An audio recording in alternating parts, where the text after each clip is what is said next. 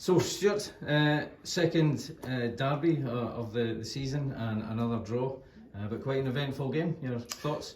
Certainly a lot better, more eventful in the first game in front of a fabulous crowd, 1,500, which is outstanding, and created a brilliant atmosphere, and would love to see that every week. That's for sure. When you hear the crowd and you see the reactions to both goals going in. So yeah, eventful afternoon again for us.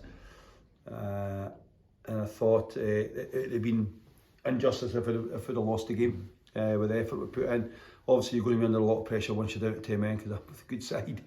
You didn't win as many games as they've won on a run that they're on if they're not a good side and a confident side. So we knew it would be difficult, but I thought first half it's probably the most shots we've had this season. You may be able to tell me better than that, but certainly shots on target, corner kicks, balls into box.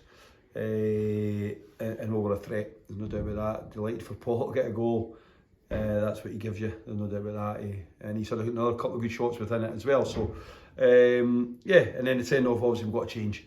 When you would be a struggle at that stage to stay in the game and to get their goal, and probably deservedly so at that stage of the game, and putting us under a lot of pressure that you'd expect from a right good side.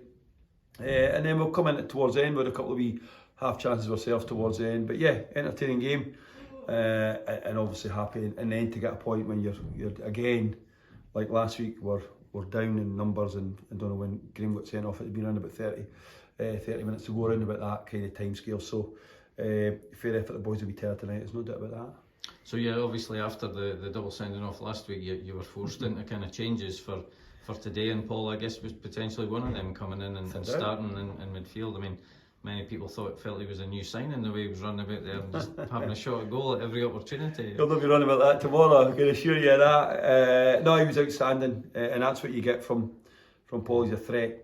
We know he's a threat, we know he's got a shot on him, and he gave us that, and we just asked him to give us as long as he could. And ultimately, we thought in about 60 minutes, and then when you're down to 10 men, it's even harder to cover the ground. There's no doubt about that. But there was a few guys stepped up today and did terrific for us. But again, I thought Sean's outstanding at right back there.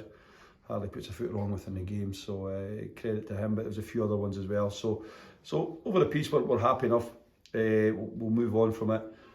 Ultimately, again, decision makes it hard next week because we're now missing Graham and Midge for next week. So again, we're short in numbers. But that's football. That's what we'll get a squad for. And I thought, considering the amount of players we probably weren't available at start for us, we've done fine, and it's a result because you don't want to keep losing games. No. And when you're playing like Arbroath, you want as many players available as you can, but it wasn't to be today. But yeah, over the piece, we're more than happy with a point.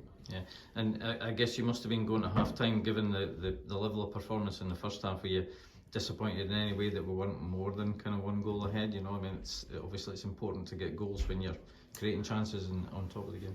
Yeah, I think I thought Arbroath had a really good spell midway through the first half where they dictated the play, and they looked a real threat.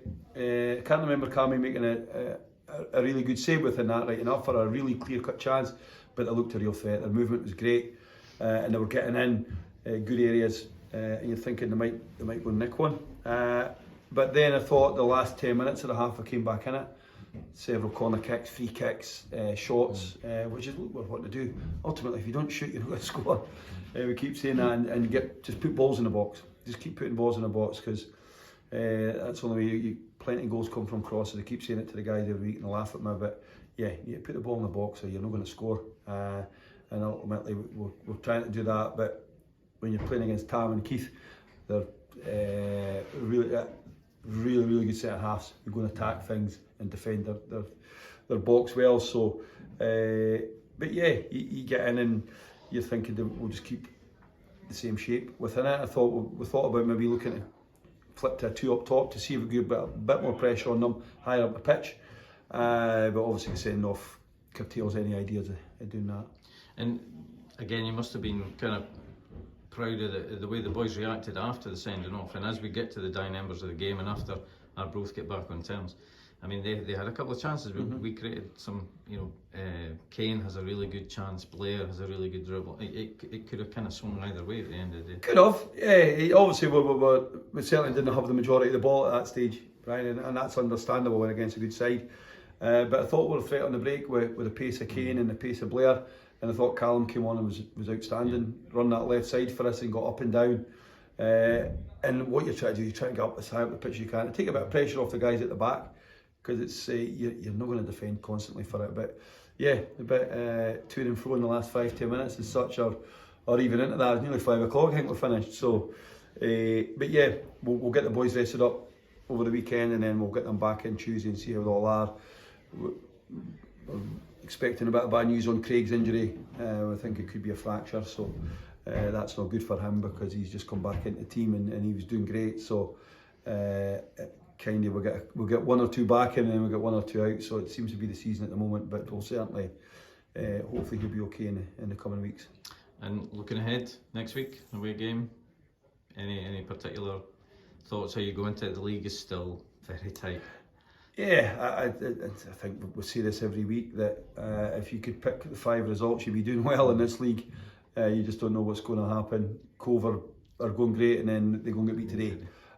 So that's football, and then we'll get back in Tuesday. We'll see how the walking wounded are as such. See who's available Tuesday, Thursday, and then I'm sure we'll get a team. As you see the effort the boys give us today, it's outstanding. So they'll give us that again next week, regardless what team goes out on the pitch. But we'll get a look at that, and we'll assess it after. We'll see how, because that's Aiden just come back into the team. We'll have to assess him. Kane come back in today. Probably 2 of them played more minutes than I probably wanted them to play, due to the fact that they've not trained a lot. So we'll assess them. Obviously we'll get a report on Craig's injury, but as I said, we don't think it's going to be good news, but we'll see how that is. And then Big Kerr will train again this week. So he trained all last week, he'll train again this week, and then he's getting closer. So yeah, we'll have Terry back. So 1 in 1 out as such for the suspensions, but hopefully we can get a wee run of keeping 11 men on the pitch. Perfect, thanks. See you, Brian.